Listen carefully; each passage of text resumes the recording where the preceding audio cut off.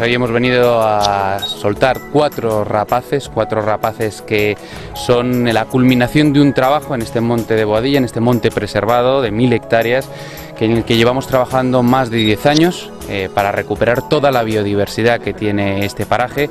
Empezamos trabajando sobre el monte, después pusimos a los consumidores primarios, que son normalmente el monte el conejo de monte, y después hemos podido ya soltar rapaces. Y esto lo que ha significado es que ya en este año, en este monte, ya hemos alcanzado las 12 parejas, y esto significa que se está haciendo un grandísimo esfuerzo por parte de la comunidad, en colaboración con el Ayuntamiento de Boadilla, para recuperar una zona enormemente importante y que se une a un esfuerzo continuo de la Comunidad de Madrid para recuperar la biodiversidad.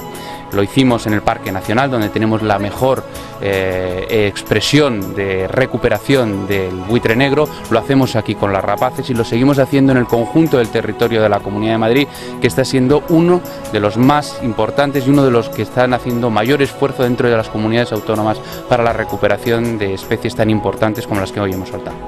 Bueno, muchas medidas de prevención. Hemos estado apagando incendios durante todo el invierno y todo el otoño, es decir, que es cuando hay que apagarlos. ¿Cómo? Pues colaborando con la Comunidad de Madrid mediante el pastoreo tradicional, que ha permitido que gran parte de los pastos de este monte protegido pues que estén en óptimas condiciones.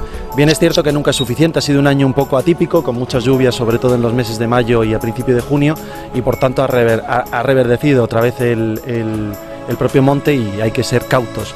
Yo lo que le pido a los vecinos es eso: precaución, atención, y sobre todo que disfruten del monte, pero que sobre todo ayuden a cuidarlo y a conservarlo, que el fuego lo apagamos entre todos y además es parte del patrimonio que tiene este municipio, su patrimonio natural.